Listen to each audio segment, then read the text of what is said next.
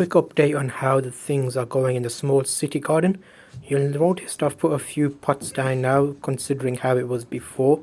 I've put a few potatoes into buckets. I'm also checking out these small containers that we made a small city garden from, and just having a quick clean up really, so getting everything in place. End of April is when I am officially going to start seeding the proper vegetable and eating things that we always do every year. So far we've done a couple of random things that are going to be good for cold weather. I've just cleaned up the I'll call these beds. Obviously you can see this is like breeze blocks with bricks on, and we made these quite early on, about 4 or 5 years ago, and they regularly grow weeds. I don't get why, but obviously with the seed heads and air and just general birds throwing seeds, you get all sorts of weeds growing up, even though these are all full of compost as in shop brought compost. And plum tree is doing quite nicely, it's still flowering. And what I did do is last year we put down some kale seeds and broccoli seeds which I left, and I cut them down and left the roots, and they grew back and now actually flowering, which is a good thing because those flowers are now attracting bees so that our plum can be pollinated, the plum tree.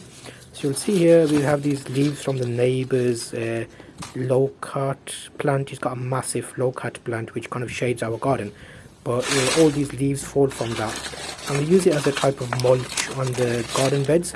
It does a couple of things. It keeps some moisture in, as well as keeping cats away, because they don't like these prickly leaves if they try and put their bum down. So it's a self-deterrent to cats really, which is a good thing, even though we've got Max who scares them away anyway. So you can see just a bit of cleaning up going on here. I've put a few branches around the back of these gates just for the peas. So remember we put some peas in to grow, and those plum trees actually give us those sticks. So every year I trim the plum tree.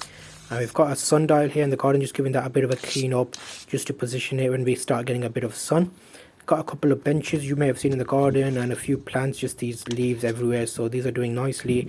And just keeping an eye out, that's the low cut from next door, is absolutely massive. And our camellia's been doing some nice flowering. I've got a few potatoes in buckets here, some early potatoes, and I just saw the flowers on the floor and I thought, you know what would happen if I put them over this bucket? Will they act like a bit of a mulch type of situation, keeping the moisture in? We'll find out as they decompose down, but it just looks nice and pretty. Bit of a mini garden project just to make it look a little bit more pleasing while there's nothing growing out of the potato pots yet. These are big large pots, and I put 4 potatoes per pot, just expecting small potatoes, nothing like, not jacket potato size, just small new potato size potatoes would be ideal. They normally do quite well each year that we put the potatoes in. So far the camellia's been flowering nicely. Got some potatoes down. I've done a little bit of mild cleaning, a little bit of weeding in the garden, and had a look at some of our growing chard from last year, and I think the slugs or something's been at this, because look, you can see they've kind of been eating it. So it's still a little bit early, but they're giving us nice growth, so give us a nice harvest on the salad from there. But continuing with the garden, small garden, you're looking at about, not a large garden, but I know some people have even smaller gardens than this. But this is the kale, which I've left to go to seed. And it's actually a cut. Last year, the plant, I cut it and left the roots in. And it just grew back. Plants like this one here, you can see it's got a long stem. And that's because it just regrew back from where I cut it. And that just gives us, well, I don't have to plant them again from seed basically. It's just a regularly growing chard. And this is broccoli, I believe. And that's kind of gone to seed, it looks like. And here's that, you can see an example of what I mean. I just cut it at the stem, and you'll see 2 more branches grew out, and full plants. So it's just nice little interest, a bit of interest for the bees. And that's another broccoli there. And you'll notice that the plum's doing nicely at the moment with the flowering. Let's hope that we get loads of plums like we did last year. It was really good last year. We had more plums that we could do anything with, so we had made some jam and we gave some away, family and friends. And you can see the beds here are a reasonable size. Overall the garden's looking pleasing. I've cleaned it up, brushed it up. I might put a bit of water down just to clear the pathways. And again, the pathways are okay. These are blocks, as in stepping blocks. What would you call these? The slabs. They're 2 foot by 2 or 2.5 foot by 2.5 foot. And in the back of my bed, I've put a small bed on top of a big bed.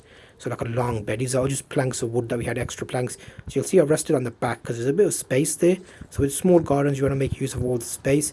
I left a little gap on the front and put the plastic down, so when I've watered the top section, the water that drops through the top actually feeds the lower section, so we're not wasting as much water. So nice idea there where you can actually multi-water items. So always over water the top section, which lets it drain through and come to the bottom.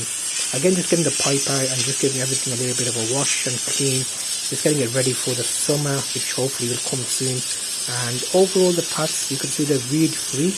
And again, I did a video quite a while ago about these, about 5 or 6 years ago. And all I ever do is just wash off any fungus or anything growing, moss, and then if we need to, probably once every now and again, I'll put sand in between the gaps with a bit of cement, and it just seals the gaps up. Again, there is a membrane below these which stops big roots growing through, so anything ever growing is just what's in the gaps. See, Max is keeping an eye out for us here. And overall, we've got plans for the garden. I haven't really planned anything, I'm just going as I feel now. Last few years back, I did make plans as in I'm going to put this in this bed and do this in this bed, but I think over the years you kind of change your mind anyway, so I just do what feels right at the time and depending on what's growing well.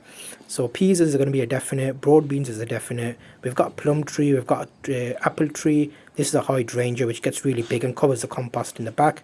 Quick view of the garden as it is now, nice and clean, given a bit of water, clean the slabs off. And the highlight of the garden at this time of year is the plum tree, which is flowering nicely. And you'll see I've cleaned up most of the area. I've got a couple of benches down, and the next batch is going to be doing actual flower seed growing. And you can see here camellia is doing well as well. So I'll see you in the next video.